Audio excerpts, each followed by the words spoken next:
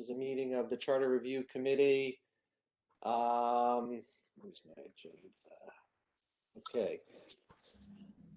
This meeting is being recorded by the Charter Review Committee. If any other persons present are doing the same, you must notify me, the chairperson, at this time. Anyone else recording the meeting? Okay, thank you. Roll call. When you hear your name, please say that you're here. Councillor Gilmore. Here. Councillor Forgy. Here. Councillor Wheeler will be absent. Councillor Donnelly Drake, I'm sure will be because not here yet. Councillor Lunt. David Singer. Oh, not Councillor Lunt. John Lunt. David Singer. Alan Woods. Alan, you here? Here. Okay, great.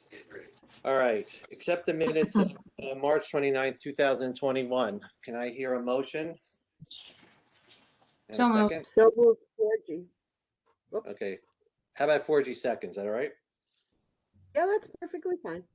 Okay. Oh, hi, Aaron. Welcome. We just got started. We're at the minutes. Okay, we just made a motion to approve the minutes, seconded by who made the motion? Oh, Sheila, and Chris made the second. Has everyone had a chance to read the minutes? Any comments? Any changes? Okay, seeing none. They were All in really good. favor? They were good. Okay, I'm going to go through a roll call. So if you're in favor, say aye. Sheila, Aye. Chris, Hi. Aaron, Aye. John, Aye. Alan, Aye. David, aye. Great. Okay. Gone through the formalities. I guess the record will reveal who's here when you see the tape. I don't know whether to announce. We have the mayor here the president of the council, and we have Councillor DeSorger. Just give me a call. Okay, so no public meeting, no motions. So discussion. Do you want to say something? No. I do. We also have President Ricketts here. I'm sorry? We have President Ricketts here. Yes, I think I said that, but thank you for clarifying that. Okay. So the first thing on the agenda is section 2-8, which honestly, I didn't really do anything. So the way the charter is written, it's left in draft 4 as just saying that the way the charter is written, you have the council both appointing and being able to dismiss the city clerk, and the mayor negotiating the salary and the employment contract with the city clerk. And that's where we are. I mean, I haven't heard from anybody else asking me to do anything, and so that's one of those if it ain't broke. But I'd like to hear from the mayor on that, if you think there's still a need to do anything else. I don't think so. I mean, we had that discussion quite a while ago, several weeks ago, on the reporting, and she does kind of report to both of us, the council and me. You know, I approve her vacations, things like that. So I'm fine with the way you have it here. Okay, anybody else on the committee think that we need to do any more? Yes, Chris. Okay, so I was trying to figure out the duties and responsibilities that make the position of clerk unique, and therefore the rationale behind why the council appoints or elects or hires, whatever word you want to use, the clerk. I think that there's a lot of things that go on in the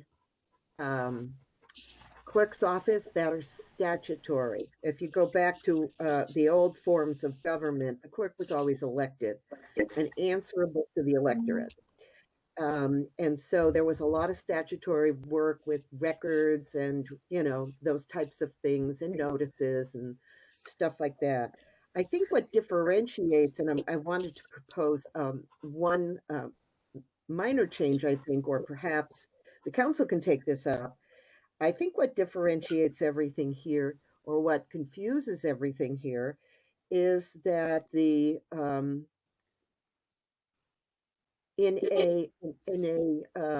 a future form of government, the council might have its own office in a separate building somewhere, and that person would be responsible to the council and council officers.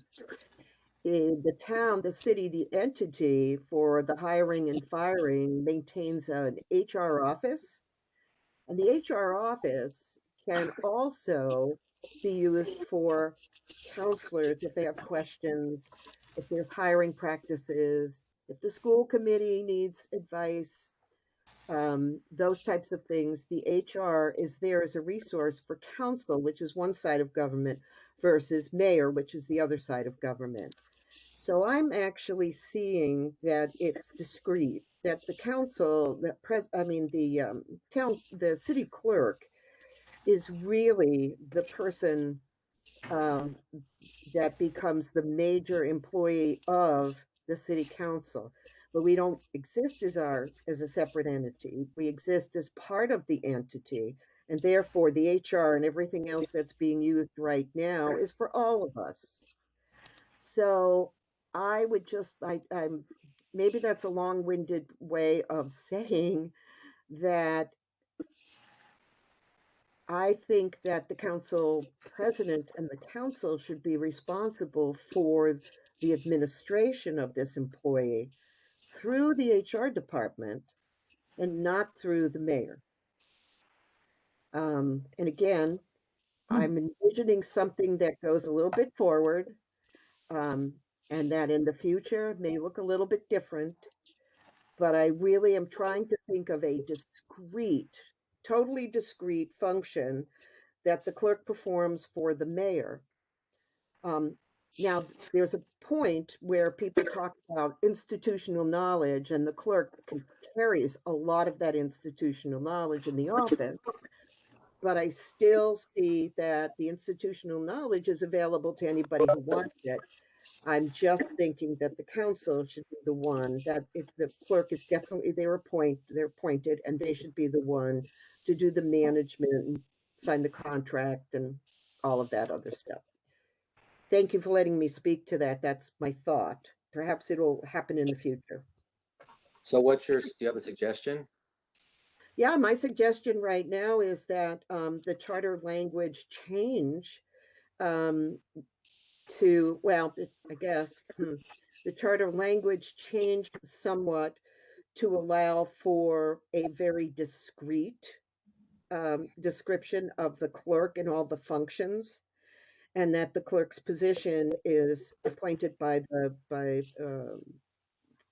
council, and the council monitor and do performance appraisals and advocate for her in regard to pay or departmental budget or things like that. I think the umbrella piece is that it falls on the council side. And I'm not saying that it's not a good thing to have happen, but if there was an issue where the mayor and the council needed something both at the same time, council comes first. That's what I think. Can I ask a couple of questions? I'm trying to picture how this would play out. So what I'm concerned with, just trying to make sure that there are never problems in the future. So President Ricketts is very attentive to what's going on in town and, is right down the street from town hall and is available like almost at a moment's notice. But not all council presidents are easy to get a hold of. Um, so if the clerk does need something like, to approve a personal day, or if they're calling in sick or something like that, where it's, maybe they don't have a lot of notice, I'm kind of concerned about that. And I'm not trying to like poo-poo your idea. I just want to know if they can't get a hold of the council president, would they go to the mayor after making a good faith attempt? Just because the mayor, I mean, is always in town hall, right? That's where the mayor works. Do you understand what I'm asking? I just want to make sure that we're covering all our bases. Can I respond? Sure. Well, first of all, there's a council office. And so within the council office, there are employees that are hired by the town to support the city clerk. So if the clerk had to call in, obviously a clerk could make a call to staff in the office and say, I'm sick, I'm not coming in, and that can be conveyed to the mayor, and it can also be conveyed to anybody on the council. The motivation behind here is not really the minutia. The issue becomes discrete functions and responsibilities and who's really in charge. Is it the council? Because I do believe that the intention was, when they were writing the charter, that the council would be in charge. And speaking from my personal experience, I never considered the clerk to be an employee. I did not consider her to be a department head in the administrative side of government. So if there was a staff meeting where department heads were required, that person did not get an invitation to attend, because it's kind of like you can't serve two masters. You had to respect the fact that they were a council employee, and the president of the council is their supervisor, and the council is the committee that hires, fires, appraises, maintains. If a complaint came forward, say on a behavioral matter or something like that, it's the council working with human resources that would receive the complaint, investigate it, and take action.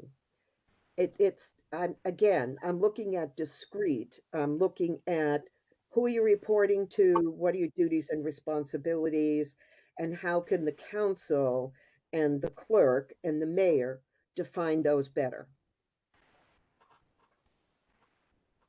Okay. Yeah, I think I see your point. I'm just wondering about kind of the day-to-day stuff. But I agree with you that you don't want the clerk to be stuck between the council and the mayor if, we get stuck in a situation. And I've actually served during the situation where, sometimes the council and the mayor are not necessarily buddies.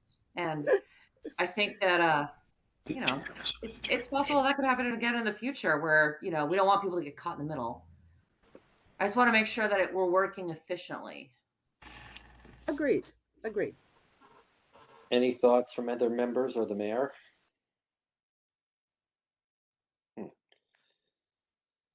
I had to Yes. unmute. Interesting. I thought we had discussed this weeks ago, something very similar to it weeks ago. It seems two things with respect to Councillor 4G. It seems like 11th hour. So got at least another meeting to go through if you're going to bring this up now. Not that doesn't mean it shouldn't. With regard to efficiency, again, if it ain't broke, don't fix it. It doesn't appear to be broke to me. Kathy and I interact maybe 3 to 5 times a week, if that. A recent occurrence was, I don't know, at 10, I'm going to call it 10 o'clock in the morning after she'd been there for a couple of hours. She said, I just learned that I am able to get into an appointment I didn't think I could get to. I will be gone for about 2 hours if that's okay. To Sheila's point, I'll be gone for about 2 hours if that's okay. Now, to carry that example further, I'm there, my emails bother me all day long, so I see them and I okayed it. Councillor Ricketts, President Ricketts, not necessarily the case on the job. So I think the day-to-day is clearly an issue, appropriately brought up by Councillor Gilmore. again, not necessarily a problem that couldn't be solved. The larger discussion is a separate city office, et cetera, and a separate HR department. Financially, I don't think that works, if that's what was being suggested. Secondly, that will now require, I think, that would require in the future, and why I think it's a discussion for the future, maybe not for now, but I'm not, you guys decide that, is, you know, a lot of things would have to change. There's more to it than meets the eye than to just change the language in the charter. Processes and probably even some policies would have to change. The other thing is, oh, I forgot what it was. It was important, I'm pretty sure. The other thing had to do with, oh, yeah, there's an additional staff member, and that is the assistant clerk or the assistant to the city council or whatever. So that's 2 staff people that you would have to oversee as the council. So it doesn't seem to me to be at the moment fleshed out enough. And I also don't understand what the definition of the word discrete is. Kathy has a very unique job, and one that I don't generally question, because her knowledge of the law related to city clerks is, and town clerks is pretty extensive, and she performs her duties well under that job. So I'm not sure. Again, I guess I go back to, if it ain't broke, don't fix it. So that's all I have to say. I have a thought. So Chris, I think is ahead of this discussion in terms of maybe a real an overview and a reorganization, which maybe this committee doesn't necessarily have to deal with right now because of that tired saying. But it might be prudent, and I don't know if it should be in the charter or in an ordinance, that there has to be one member of the clerk's office that's absolutely designated for the city council. Because really what is necessary in the clerk's office is that the city council can always get the attention of the city clerk when they need to do their business. So I guess I don't know, I'd have, if others want to join in. So an ordinance could be established that says that the assistant clerk, that the clerk will appoint an assistant clerk to be totally responsible for the day-to-day activities of the or the, you know, something. Maybe I don't want to pressure the mayor to have 2 employees there, but I don't think you could run that office with 1 employee anyway. At least one person in that office has to be designated. So is that something that, Chris, you could live with, and Mayor, you could live with? Because then we don't have to go so far. We don't have to define discrete, and we don't have to go as far. We've overcome that with somebody being totally in charge. And then we don't have to deal with the issues of a elected official having to deal with employment issues and HR issues. I mean, that may be something that could be done in the future.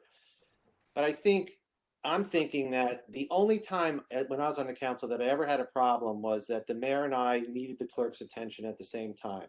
So we fought over who was going to get, and there wasn't any, and it had to be the clerk, because the clerk was the person I reported to, and then the clerk was the person that the mayor needed. So does that sound like something that would work for a resolution for this committee's recommendation? Somebody yawn, shake their head, wink. Yes, Chris. If I could, you know, I use the word discrete. It's like individual, separate, defined, distinct. I mean, those are the things. And the duties and responsibilities of the clerk in regard to the rest of the administration is one that historically, like I said, the clerk, the town clerk years ago answered to no one. They were an elected official. They answered to the voters. Fast forward 10 years from now, and I'm thinking in terms of how do we solve some of these issues that are setting up right now? Um, and I see them as issues. It will always be an issue unless we work to find the solution. My purpose in bringing it up is because number one, it was on the agenda as something that we needed to have a little bit more discussion in. Number two, when we discuss it, it comes forward in a public arena, and then people's ideas get put out there. And the council will make a recommendation, and then it'll go to, you mean, the charter committee will make a recommendation, it'll go to council. And so I assume that there will be some discussion on that. We want It's just important for the specifically idea to make it into the record. discuss this Thursday about the. If somebody's talking and not being recognized, can you please go on mute? John, I just wanted to ask an informational question. We have a former mayor and a current mayor. We have a former chair of the council. How often did this happen?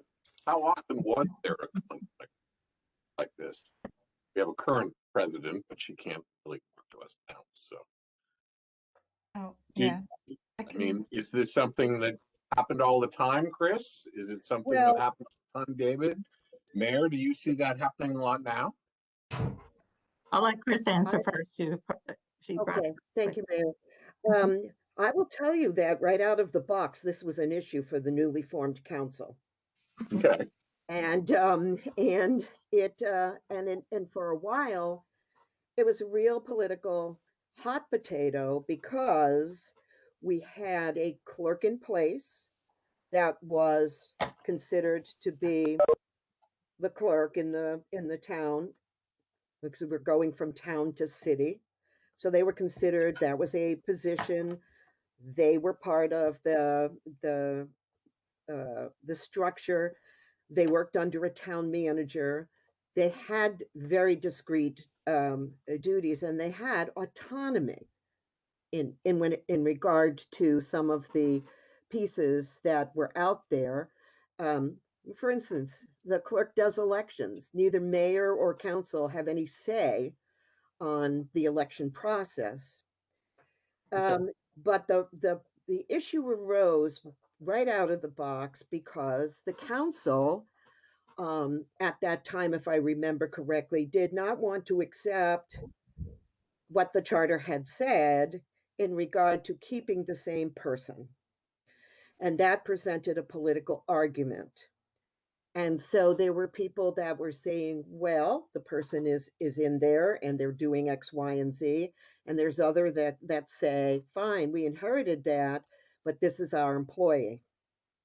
And that became an issue. And I will say that within 3 years, everything sort of settled. But every time a new council was seated, there was always this question of who appoints the clerk. Where I'm sitting right now, and I know the mayor will speak, I'm not seeing that right now. So maybe we've all progressed a little bit more on the evolutionary scale. I don't know, but I don't see that right at the moment. But I can tell you right out the box, out of that box, it was very contentious for a while. So thank you for letting me speak. I don't see it happening now. I'm sure that does have to do with time heals all wounds. And I go back to, if it ain't broke, don't fix it. I do wonder though, you have a clerk to the council, and I wonder if that isn't where you might more appropriately want to put your attention. Is that someone that the council should have more of a say in who gets hired for that? Right now, I certainly didn't. Maybe Tammy was there. when I got there. I can't remember for sure, but I think she was. But if she were to give her 2 weeks notice tomorrow, Kathy would hire her. So I'm wondering if that isn't more appropriately where your attention should lie, and that you should have more say in what that person does, and can she do it without necessarily having to check in with the city clerk all the time, or the mayor. I mean, she rarely ever asks me for anything. I think of her as the person who provides that day-to-day support for you, and that if you had a question, you would go to her, and if she couldn't answer it, she has her expert there in the city clerk. I can't think of what that would be right now, but it may be that you want to redefine somewhere along the way what the clerk to the council does, what their duties are, and they be more than just, doing meeting notices, keeping meeting minutes, and so forth and so on. I don't know. The devil can always be in the details under such other duties as may be provided by ordinance or by other vote of the city council. So that's all I have to say about that. It seems to be working fine. I have not encountered a situation where Councilor Ricketts, or prior to that, Councilor Stimple and I had a disagreement about what Kathy should be doing and for whom. I see that President Ricketts has her hands up, and she may have a thought on this too, if you want to recognize her, David. Yeah, are you finished, Mayor? I am. Okay. Yeah. President Ricketts. Yes, thank you. So right now, I think the communication is working well, because whenever I need anything from the clerk's office, the protocol is to send it to Kathy and also Tammy and Gretchen. So they all three know what I'm asking and what I want to have done. So if something happened, like Tammy wasn't there for whatever reason, Kathy or Gretchen were still aware at something. There's times when I'll put the mayor in too if I think it's important enough. So I think my first go-to person is really Tammy if I need something quick, and she knows to automatically just check with Kathy if need be. And then sometimes they email me and they'll ask me a question and say, "We're going to reach out to the mayor about this. We just want to let you know." And it's like, okay, that's good. So usually whenever they reach out to anybody, any other department and stuff, they always carbon copy me, so I'm aware of what's going on in the clerk's office at all times. And so when I call in, I know I could speak to Tammy or Kathy. So depending on what my question is, Kathy has more of the experience. I think she was there, 18 years, something like that. So I may go to her right away instead of Tammy, even though I know Tammy's my go-to person. But yeah, the way we think about it is Kathy really belongs to the mayor, and Tammy is my person. And I have been involved. I mean, I hired Kathy. I was on the hiring committee um, for that. But once that happened, yeah, we step away. It's always been like the mayor and HR who deals with things. I mean, I think somebody recently left the clerk's office and they were hiring somebody else. And I wasn't aware that all that had happened right away. And so, but I'm sure the mayor knew in that sense. So that's all I Mayor, can say. thank you, Penny. Yep. Mayor, are you saying that Kathy hires the assistant clerks? I'm sorry, you're on mute.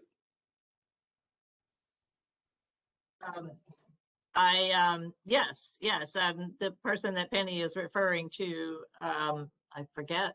Oh, Tara Cadron left. She moved upstairs to Yeah, the thank accounting you. department. Kathy was responsible for hiring that person, who was her assistant. So the council doesn't participate in any of that? No, well, they didn't that I know of. I mean, you Nor, tell me, nor, counselors. nor does I the don't mayor. know. Yeah. The mayor does Nor not. did I. Nor did I. She didn't run in the applications. I mean, she worked with HR to do all of that. So, I mean, there is to your point. Counselor Porgy, there is the autonomy, but I'm not certain that it is a bad autonomy. She needs to know who's working for her. I have no problem. You know, I mean, she can't, she has to be involved in that process in some way. I myself did not need to feel involved in that because, I mean, other than knowing that she was able to hire someone, which actually wasn't that easy to do, after all is said and done, the one time I did inquire, but that's neither here nor there. I mean, the duties that the clerk has are very specific and they do relate to all cities. Not all city employees, all citizens of the city, you know, whether it's birth certificates, dog licenses, et cetera, et cetera. A lot of that is what she does daily and what her assistants help her with. I frankly don't know, nor do I need to know as mayor, what she does for the council versus what she does for me, that's why I have a chief of staff. She doesn't have to do a lot for me. And why I have an admin assistant and so forth and so on. So the only time is when I have a question, I go to her because I know she's the one that has to deal with it. So, from my experience as president of the city council, I wanted to know that the city clerk was a clerk in the city clerk's office that was readily available to me. I wanted to know that that person was competent. And I wanted to know that anyone who was working for the council was under the council's authority on some level. So that we had the right to say, you're not doing a good job, you're not doing what we need to get done. So I guess I would like to leave it at this. I will add something to the report, and I can just say from my own experience, from hearing the two mayors and from hearing Penny and other, the current city council president, that, so here's what could happen. What I'm reminded now, what happened when the charter came into effect was there was a political feeling about who the clerk of the office was. And so that was, in my opinion, an unfair way to deal with the powers that came about in the charter. It had to be for something other than, I don't like that person because I have a political gripe with that person or their family. But clearly the council has a right to have a competent person, someone who's available, and someone that they can manage.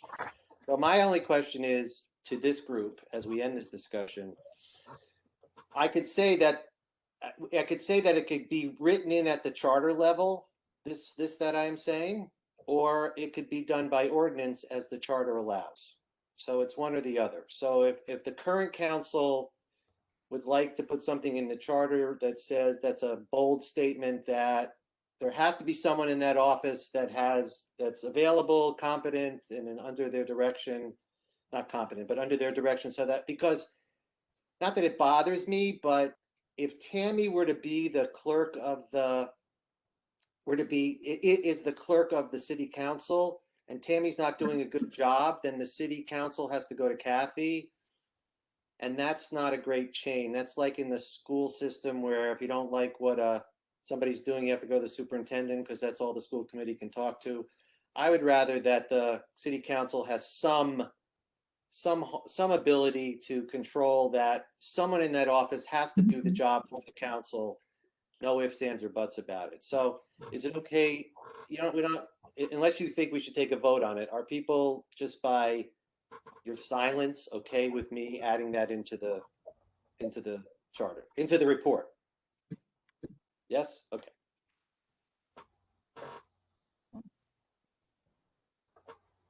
Necessarily we need another meeting, but I will need some feedback on what I write. Okay, good. Thank you for the discussion. All right. And So, can I add one more? I'm sorry, who's that? Penny? I can't see you, Penny. Do you want to You can say be? no. No, go ahead. I know that when we just hired Kathy this last time, I remember there were some counselors that didn't, We lost you there, Penny.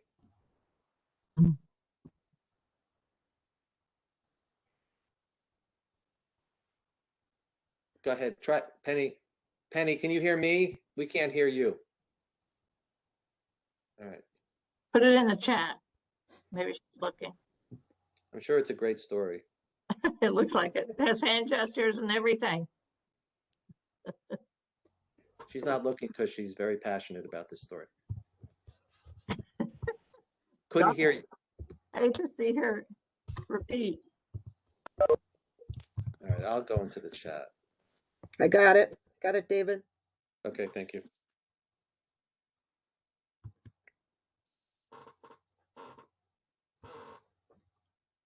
Or that we can't hear her. We can't hear you. I don't know. Can't tell. All right, I'll give Penny a chance to come back. She's over there now. Are there any other sections of the charter that you all think we need to discuss, or any one of you think we need to discuss? You know, I'm feeling the same way all of you are, I have to say. Some of you are going to become like little puddles, I think. Okay. Yes, Chris. All right. I did not have a chance to put my opinion about the assessor's office in writing. I did do, well, let's just say more research has been done, and I am still going back to the hybrid model. That's what I call it. But a mayor appoints one, and there's 2 elected officials. There's about a dozen cities and towns that we, try to pull out of your hat. That's sort of larger in population, smaller in population, just probably the same thing. Some of these, not to repeat the conversation, the previous conversation, but some of these actually have a principal assessor that is elected by the council. Some of them have where the 3 assessors are elected from the council. Some have the mayor appointing them. Some have them all elected and running at large. We seem to be the ones that have this one way or the other. And I am still, I will still submit my my findings in writing to this committee to be included with the paperwork that goes along to the council. I am really still do not have a comfort level in regard to the way this board is done, is composed right now. And also from garnering some information from the legal opinion that there is there's a question about the voting on that board. So I know all of you are sick of listening to me, and I understand, but I do want to have my final comments included on the record, and I will present something in writing to explain things that when it goes out to charter, and I will send them to David, and I hope he would pass them along to you as well. Chair Singer. No, that's, well, I'll, go ahead. Erin, go ahead. I'm going to let Erin speak, then I want to respond. Go ahead. Okay. I would just, I think we're not in a position necessarily to, I think what you wrote, David, is good. And I acknowledge what Councillor Forgy has done as well. And potentially, I don't know if departmental reviews or program reviews happen at all or regularly in the city, but maybe it's time that there's a departmental review of the assessor's office, and that can be a direction. But I feel like we're not in a position to make any sort of major change for the assessor at this time, for the assessor's office. Thank you, Erin. Anybody else want to speak on this? Well, Mayor, I'm sorry. I want to go ahead of you, Mayor. I'm sorry to just because I wanted to talk to Chris about what she said. All right. So what you're suggesting, Chris, I don't understand. I understand that you have concerns. Right. I'm not sure that I understand what you're suggesting. We do. So while so because we are a group that I think we're at the end. I think we're at a point where we're not going to rehash the assessor's office again. Mhm. So, but I'm happy, and I said it and it could go in the summary letter as an alternative discussion. It could also go into the charter report as an alternative discussion. I'm happy to have you make that discussion. But I have to say, as you stated it now, and you seemed a little shy about it, I'm happy to hear it, and I think we're all happy to hear it. But I'd like there to be clarity on what it is that you're proposing. So even if you're proposing that you feel like there's something wrong in Mudville, say it. There's something wrong in Mudville. I think the council should sit down and look at the following charters. And I think that there are a lot of options that came out of our discussion, and that these options should be reviewed. That would be great. But I don't think, in fairness to the group, I don't think we're going to rehash suggestions to the point where people will vote to make changes. Right. But I'm actually imploring you, because I know that you've done a lot of work on it and that you feel strongly about it, that you put in the report, and if you think in the summary, some way that someone else reading it, like the rest of the council or citizens who see it, are able to say, huh, it looks like what Erin said, it looks like some big assessment is needed here. Not to make a pun, but is that fair? Is that okay? Yeah, that's fair. And I have no qualms about saying that, in my opinion, it should be one way or the other. It should not be that part of the assessing board is under the control of the mayor, and part of it is answerable to the voters. I want to see it as an either or situation. I want to see the principal or chief assessor as a professional employee of the town of Greenfield. I am actually advocating for the board to be 3 members and elected, like it used to be. And I do think that there would be more accountability, and there would be a cleaner, more defined position in the office itself, and also to the taxpayers of Greenfield. So that is it in a nutshell. I want to be timid about it, but I know everybody's sick and tired of listening to me. So, but That's not true. No, that's not true. That's what I want to see. One way or the other, but preferably 3 members elected. So that, and then the chief assessor is a principal assessor, full-time employee of the town, department head, all of that. So that's kind of my thing. So thank you, David. I appreciate the opportunity. Yeah, okay. So to summarize it, it's that this idea that the chief assessor is kind of in 2 bubbles. And so Yeah. the election, Like the clerk. right, like the clerk, right. Okay. I think that's left over from the fact that the charter was written taking from a town form of government to a city government. Okay. So that is very clear. So and the way that you can communicate that, please do not send it to me. Okay. Send it to the clerk's office and ask the clerk to disseminate it.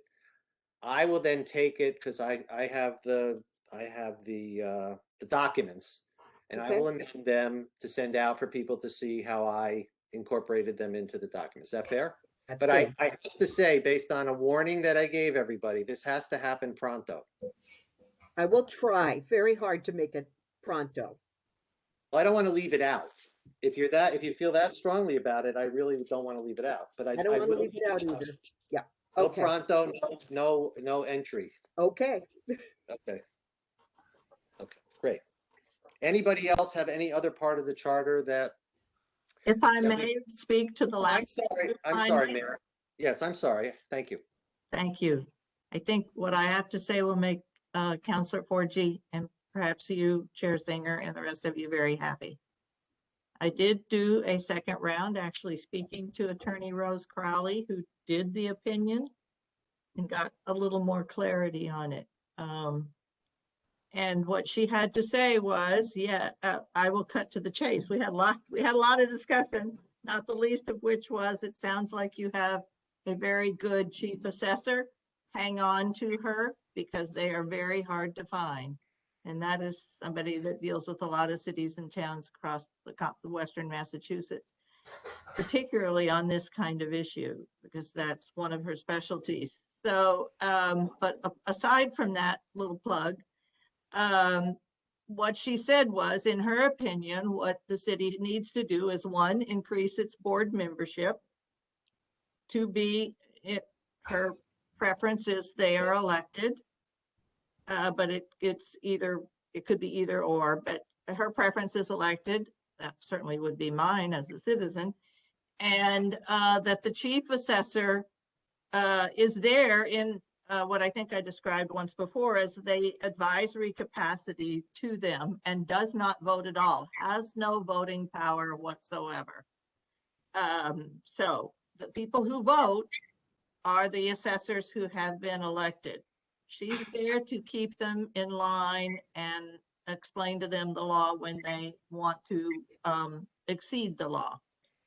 Her further commentary was that the assessor's office, and this is something that my office has certainly said many times when issues of whether or not things have gone bad, has said many times, is the assessor's office is under the thumb, literally, and governed by the Department of Revenue, who watches assessors' offices all over the state like hawks. And they don't let you get away with much for any length of time. Now, that may not have always been the case, but it is the way it is now. And that is something that Kimberly has stressed many, many times. It's almost to the point of saying, if we even wanted to do something, we shouldn't. Eventually, we would get caught at it. So it's better to just do the right thing first. So, but it is the Department of Revenue that will look at any kind of complaint eventually about it. Mayor, two questions of clarification. You said Yeah. that the attorney recommended to increase the board membership. Was there a number that was thrown out? No, I mean, just obvious so that you don't have, I mean, she said no voting power for the chief assessor, so I don't know who breaks a tie, so it's got to be an odd number. Well, we It now has have to three. be- We three. No, we now but have- you don't. No, you only have two, and Kimberly serves as the third one, only when, and that's what Chris is concerned about, and I agree, and that's what Rose is concerned about. Attorney Crowley was concerned about. I think her name is Rose. Was concerned about. So it would be, you would increase the board member to 3, 7, whatever, 5, have a board of 5. But she didn't make a recommendation, so 3 would be fine. She did All right. not throw out a number, no. And the chief assessor, this principal person that I think is what Chris Forgy was talking about, that person would be hired by the mayor or by the. Yes, yeah, like it stands. Yeah, Okay. and serves really in that advisory capacity, knows what's going on, can explain the law, And the meetings. and do all the meetings and so forth. Yeah. So, Chris, do you feel comfortable that that's in line with what you were hoping to say, or do you want to? No, absolutely. That's wonderful. I'm really happy to hear that. So that would be an okay recommendation. Absolutely. So I don't have to That gets us there. That gets us there. That's great. wait for your separate email. Okay, so Mayor, what I'll do is Mayor, I'll make sure that whatever I write, I'll expect you to look to read it and edit it. Okay, make sure I got it right. Okay, David, can I just make a comment really quick? Sheila, yes. I think that one thing that's really challenging with that position is we see uncontested races there. And it might be because they meet in the middle of the day, so fewer people are available to attend a meeting at 10 o'clock in the morning, especially if they work out of town and it's not during a pandemic year. Mhm. So it might be, and maybe this isn't like a charter level thing. Maybe this is by ordinance, although I don't know if ordinances govern this, but they should probably meet in the evening so that, you know, people who are below retirement age might be able to get involved too. I think that I would didn't be, mean that. I wasn't trying to, I think that's a I'm good not idea. trying to be a jerk. I think that's great. I think that would be an ordinance. Yeah, because I mean, it feels like, you know, when you have some of the complaints that we get from people is you have to be affluent or self-employed or, you know, retired or, you know, independently wealthy to serve. But if you're able to serve in the evenings, then we can get a better cross section of, you know, we've got a lot of working class folks who are busy Okay, during the day. I'll include that. What I was going to say is, what I thought you were going to say, what I want to highlight is that I guess we heard that it's hard to find people who want to volunteer to be assessors. So I'm thinking that increasing the number of assessors beyond 3 probably would be counterproductive. Yeah. So if the opinion is that we really don't have a third assessor, let's recommend that we have a real third assessor, and then the chief assessor would be pushed into the province of the chief assessor, and the 3 assessors, like we say now, will be elected staggered terms. That works for everybody in terms of recommendation? Okay. 3's great. Yeah, it's not like 3's a crowd when it comes to assessors. Okay. Any other parts of the charter that members feel we should have one more discussion about? How was everybody, can you give some feedback about the summary letter and the draft 4 report? Erin.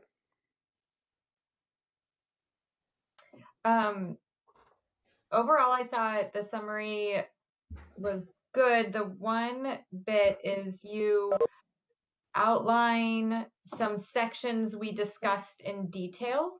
And I would suggest adding the Board of Health discussion.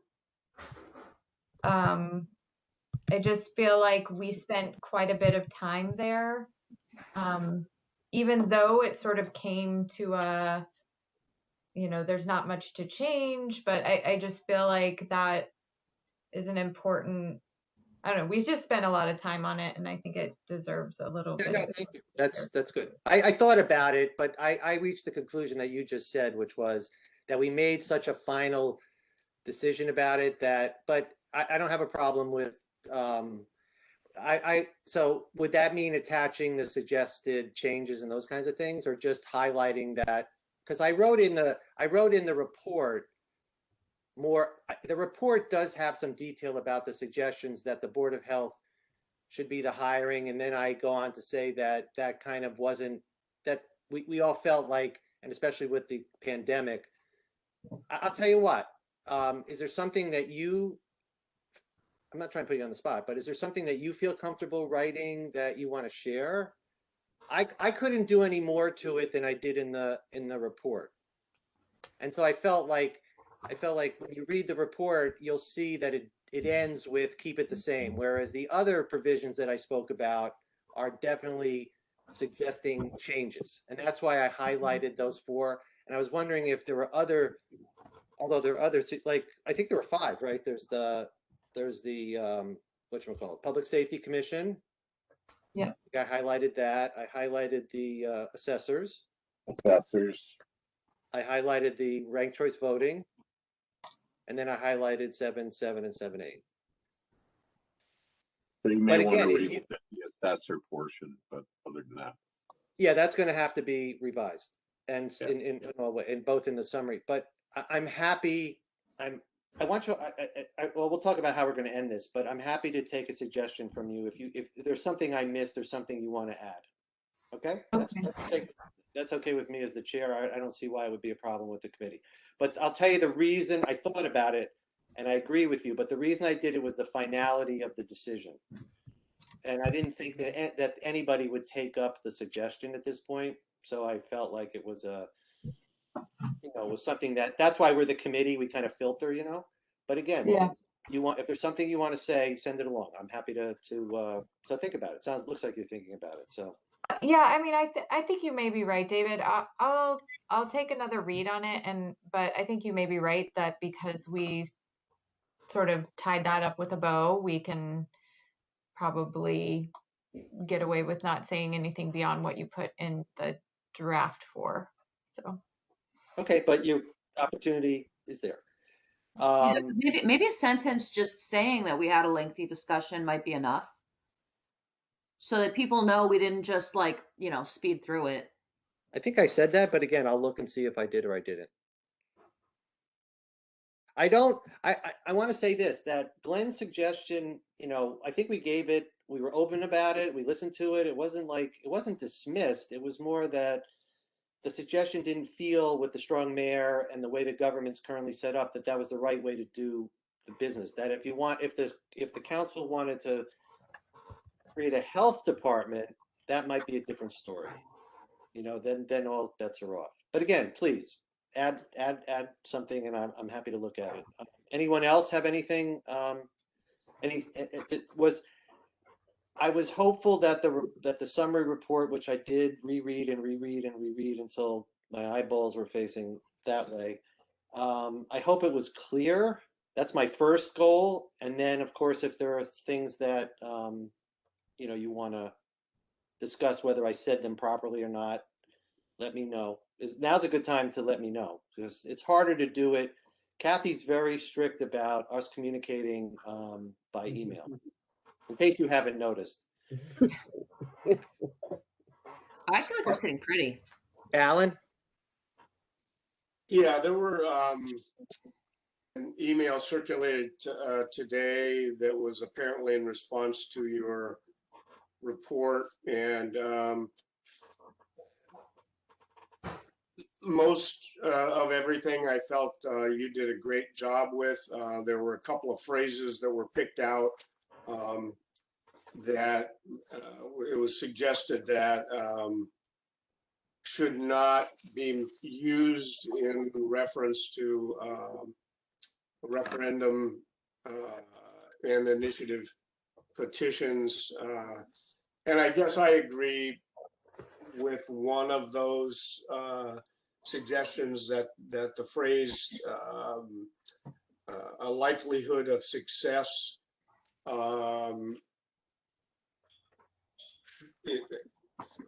I don't think that truly can be determined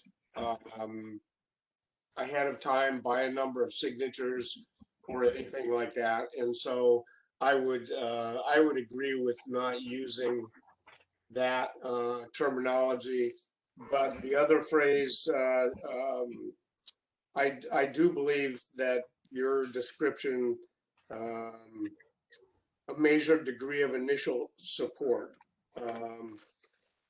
without the added likelihood of success, is fine. The reason that we are requiring signatures is to get a measured degree of initial support. So I don't see any problem with that.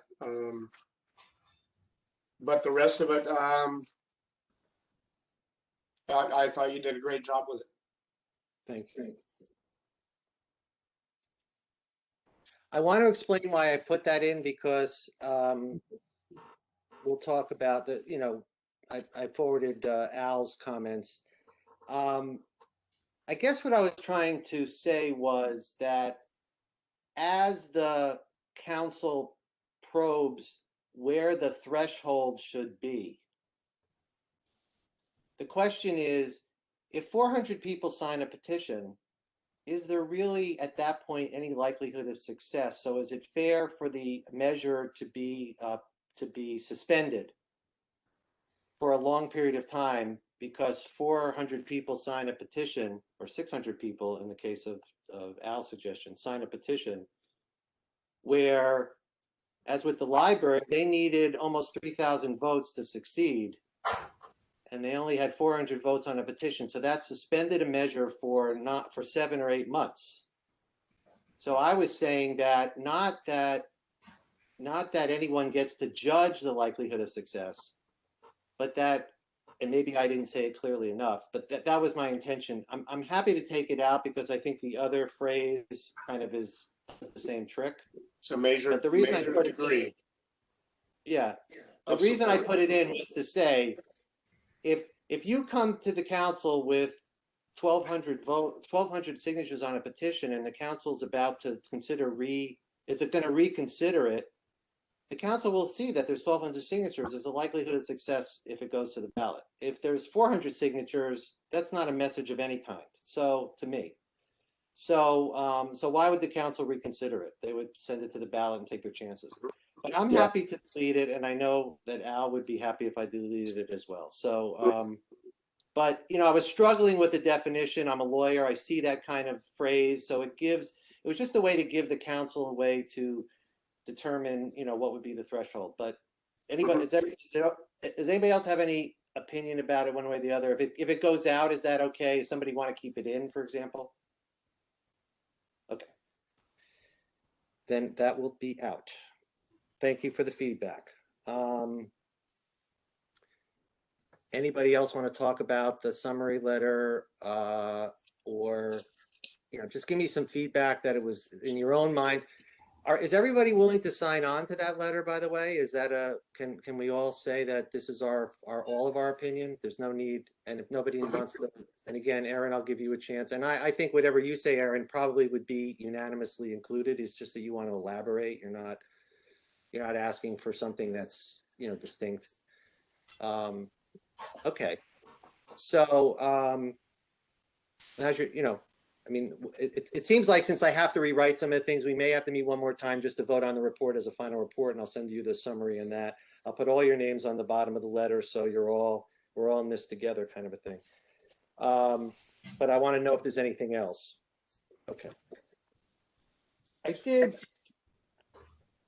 guess I just felt the urge to comment. Everybody got the emails I forwarded from Al. They're now part of the public record. Mhm.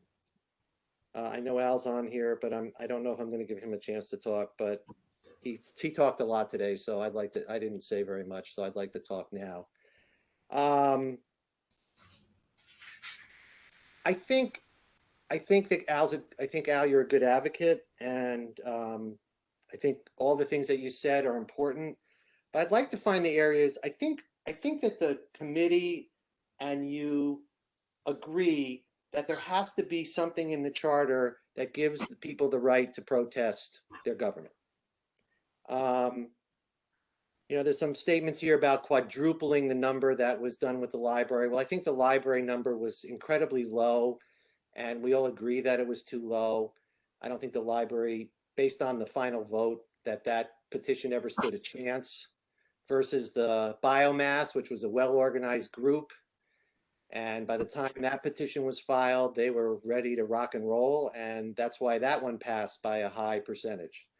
So I don't think we're quadrupling if we go up to 1,200. And if I don't even know if 1,200 is the right number, but I do think that 560 is a low number. So I think there'll be public hearings at the council level. There'll be lots of discussion about it. In your Denise, likelihood of success, I think we've taken that out, so that's probably helpful for you. And the words override in your 2 points, that should have been suspend, not override. The concern I have is that a small number of people can suspend a measure, so now the measure's in limbo. It does not override. The override occurs at the ballot. You're absolutely right. you may have gotten that from a, the first draft, I would say, was a little bit, I moved around a lot, but I think if you read draft 4, I think there's been a lot of tightening up of the language. And so, I don't think that's in there anymore. And again, the referendum for the library received 2,000 votes. Yeah, but that was not even close to enough. So you had 400 signatures and 2,000 votes, and we wasted time on the fire station and on the library that, I think it hurt the city at that point. So I think everybody's trying to find a better balancing point, which again, I think we're in agreement with you. It's just the place, and the reason I said the likelihood of success is so that the petition launches the issue. It's a launching. It's not just a way to stop everything and then you get 7 months to figure out how you're going to campaign for it. At the time that you make the petition, some force of nature has to be there that shows that there's something that's going to happen, even if it's not successful. There's energy that can be felt. And so again, where we reach that, I don't know. Let's see. Referendums from citizens who object to a council vote, not those who think they are likely to succeed.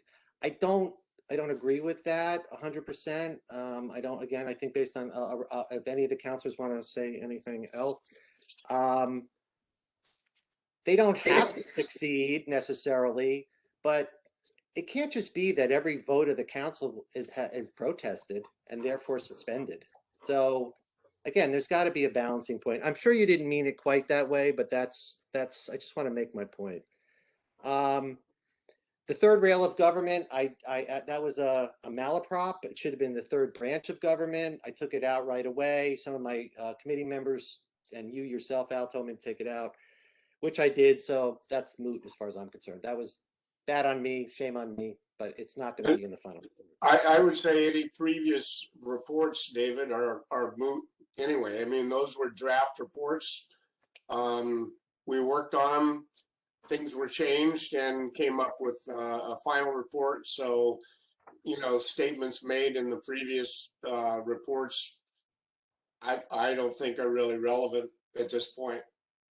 Right, but we're on the record and the email's on the record. So I just want for the record to say that it was my error. That wasn't, the committee didn't ask me to write that. I wrote it and I'll take the responsibility for it, but it should have been branch. If you look around, there's a lot of cities around here. Most of them are at 10%. Again, I'm not saying 10% has to be the number, but it's not like 10% is outrageous. There's an example of, how many people turned out to vote for the mayor. 47% turned out, but that was about 6,000 people, which meant that the library had to get over 3,000 votes. So the anti-library people had to get over 3,000 votes out after the 400-person petition. I don't think that's fair. I don't think that was a fair thing to happen. Let's see. You also made a statement. These statements noted above in the review committee report suggest to me that a committee dominated by the current or former city legislatures is perhaps not the place to decide how many votes it should take. I don't know what you meant by that, so I'm going to respond by saying this on the record. I'm very confident that this committee looked this over thoroughly and fairly, and that our recommendations are a broad-based overview of what we think is necessary for the community. That we're not coming with a council bias or any other kind of bias. I'm going to put that on the record. But having said that, your last comment about whether these suggestions should be taken up by the city council and the mayor and changed that way, or it should go on the ballot and be changed that way, that's for somebody else to decide. I have no problem if the council feels like they're hearing from the community and there's a lot of different points of view about the percentages. It would be fine with me if it went to the ballot and it was decided once and for all that way. Because we all know that if it's decided by the council, somebody's going to petition the council to put it on the ballot, and it's going to get to the ballot anyway. So we might as well do it that way. So I'm all for that.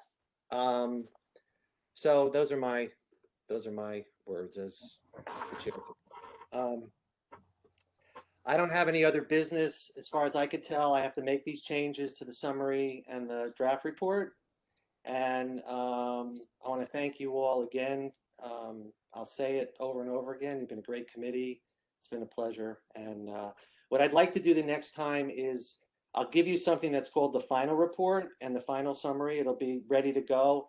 And the meeting itself will be an opportunity for people to last minute whatevers and then to vote on it. And we'll have a roll call vote on it. And then at that point, if we have something we all agree on, I will take the letter and sign it and send it with the report.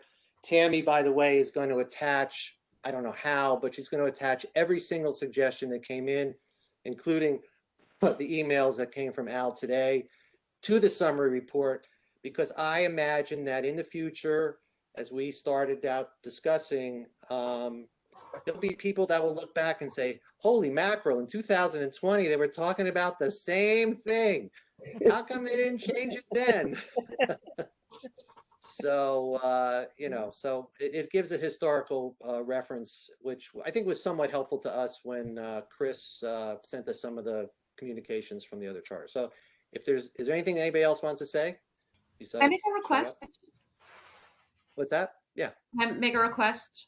When you Yes, send us please. the final report, I would need at least one weekend between receiving the report and having the meeting so that I can really devote some time and not just skim it, but really read it thoroughly and make sure I'm doing a good job. And I'm assuming that you would do that. I just want to put Sure. it out there. Okay, I did that this time. I sent it to you on Wednesday. But I actually think about you in that regard, that the weekend's probably the best time to do it. And if I gave it to you too far ahead, you'd put it aside anyway. So what's the difference, right? So the weekend before is great. Sheila, thanks for the suggestion. Yes, Aaron. I just wanted to say on the record, just some appreciation for you, David, as the chair.